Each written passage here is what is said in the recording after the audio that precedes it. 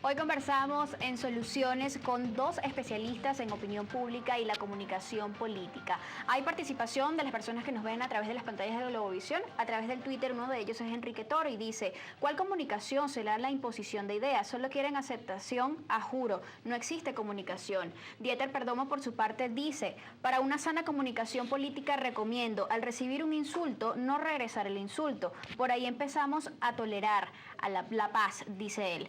Ahora, en este contexto dejábamos muy claro que el lenguaje significativamente tiene una participación bastante importante en lo que sería la modelación de conductas y cómo podemos generar determinada reacción dentro de la sociedad.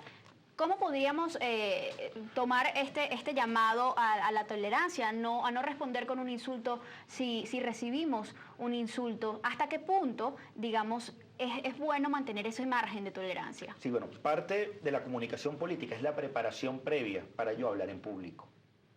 Yo como gobernante, yo como figura pública, yo como vocero, debo conocer y debo saber que primero controlo un contenido, yo controlo cuál es el titular ante los medios de comunicación, yo controlo la foto, y aquí hay mucha gente que se ha olvidado que está en control de la comunicación y de lo que emana, y efectivamente saber cuál es el efecto que quiere generar. En segundo lugar, esa preparación indica o me lleva a mí a una posición en la que yo debo anticipar toda situación que pueda ser adversa, desde una palabra mal dicha que puede ser mal interpretada o bien interpretada, hasta cosas que si yo sé que voy a decir algo y voy a tener una intención muy clara con lo que voy a decir, cuál es el efecto que quiero causar. El neolenguaje de la política en Venezuela ha sido de confrontación, de descalificación, de conflicto.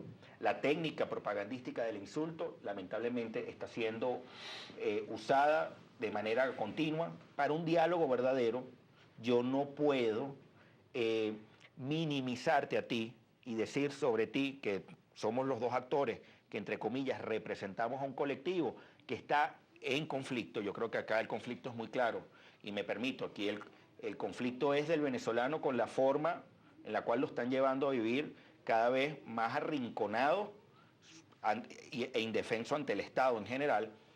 Pero hablando de la clase política, y aquí no hay una guerra con el pueblo ni entre el pueblo, aquí hay un enfrentamiento muy claro sobre la conducción del país.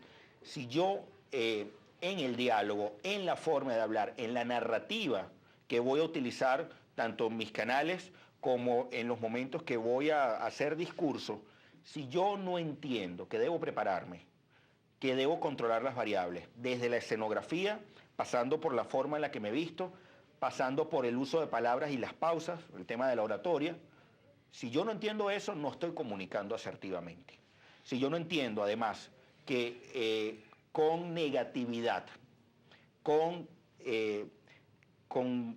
palabras soeces, con descalificación, yo no construyo una comunicación que pueda fluir, porque tarde o temprano el que está aguas abajo y que no tiene acceso a medios o que su voz no es suficientemente fuerte para que pueda ser amplificada, puede entrar en la imitación de la conducta de lo que está recibiendo desde la clase política y lamentablemente esa comunicación la llevas al lenguaje diario y termina siendo negativo. Ahora, la realidad a todas luces en este momento es que tenemos una sociedad que quizás ha replicado o se ha visto replicado en las bases de la sociedad esta conducta de toma y dame, como muchos dicen. Tú me insultas, yo te insulto.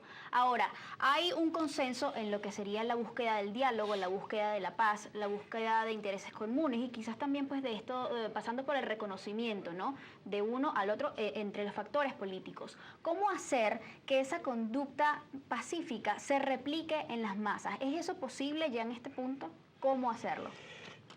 Voy a empezar por el final de tu pregunta porque es interesante ya en este punto. Yo creo que las circunstancias del punto de no retorno están dadas. El país no volverá a ser el mismo luego de que esta crisis desencadene en un estado estable.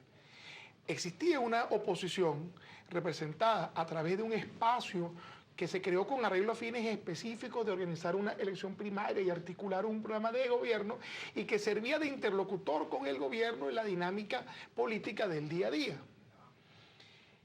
El ejercicio de la protesta es un ejercicio pacífico y ciudadana contemplado en la Constitución Nacional. contrato social que rige nuestro comportamiento.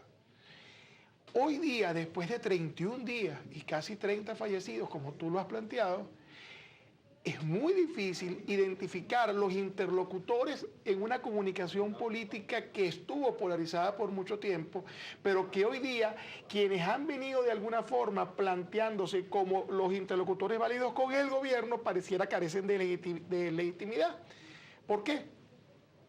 Porque la organización de la protesta como tal, que nace en los estudiantes y ha venido tomando cuerpo, no tiene una representación reconocida en los interlocutores que venían de alguna forma interactuando con los elementos, con los personajes del gobierno. ¿Cómo reconstruimos esa comunicación política? Así es. Primero ¿Qué que nada, solución le damos a eso? bueno, primero que nada, yo creo que hay que reconocer en quienes de alguna forma están ejerciendo un derecho ciudadano, un derecho constitucional, ese protagonismo en la historia que tienen de haber planteado un reclamo y que de alguna forma se le ha ido de las manos porque el ejercicio y el monopolio de la violencia, por definición, la tiene el Estado. Y es el gobierno el responsable de articular los mecanismos de violencia en función de la paz, no de la violencia. ¿Cómo yo recojo esta agua? Yo creo que yo debería comenzar por reconocer la otra parte, aplicar justicia, llamar paz con sinceridad, reconociendo en la otra parte sus expectativas no resueltas. Esta crisis no nace de un tema político, esta crisis nace de un tema social, de un tema económico, y las causas que propician esta crisis no han sido abordadas. Señor Osvaldo, soporte. Fíjense, de manera bastante clara, yo creo que hay dos grandes situaciones. La primera, que en la medida que tú tengas mayor acceso a información, que conozcas, que entiendas la dinámica política, lamentablemente la opinión pública se forma, y una de las grandes amenazas de la opinión pública es que puede ser muy superficial, porque se queda estrictamente en la percepción de un asunto y a partir de allí yo genero todo un sistema de opinión. En la medida que yo profundice sobre los asuntos públicos, soy menos propenso a que puedan manipularme a través de técnicas de propaganda. ¿Okay? En la medida en que yo conozco y apuesto por el bienestar colectivo, más allá de mi punto estrictamente personal, yo puedo entender que un candidato A versus un candidato B en una situación de marketing político o de competencia electoral es mejor.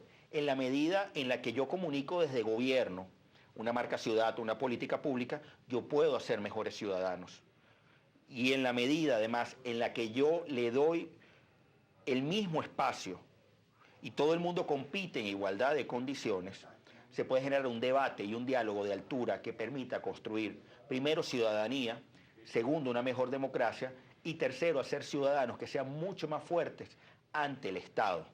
Y yo aquí hago énfasis porque lamentablemente el ciudadano venezolano lo han llevado a una condición de tener que mendigar derechos, cuando los ciudadanos son los únicos que tienen en sus manos exigirle a los gobiernos políticas públicas eficientes. Es esa comunicación que parte desde la ciudadanía y que obliga a los gobiernos a que den respuestas adecuadas para la prosperidad del país. Bien, muchísimas gracias a ambos por sus valiosos aportes el día de hoy. Hablando de comunicación política en Soluciones, despedimos entonces a Osvaldo Ramírez, consultor político y profesor de opinión pública y comunicación política de la Universidad Monte Ávila, y también nos acompañó Gabriel Reyes, él es especialista en opinión pública y comunicación política, profesor de posgrado de la Universidad Católica Andrés Bello. Amigos, ustedes como siempre, muchísimas gracias por acompañarnos. Recuerden que el ejemplo siempre comienza por casa y que es mejor ser parte de la solución que parte del problema. Nos vemos mañana.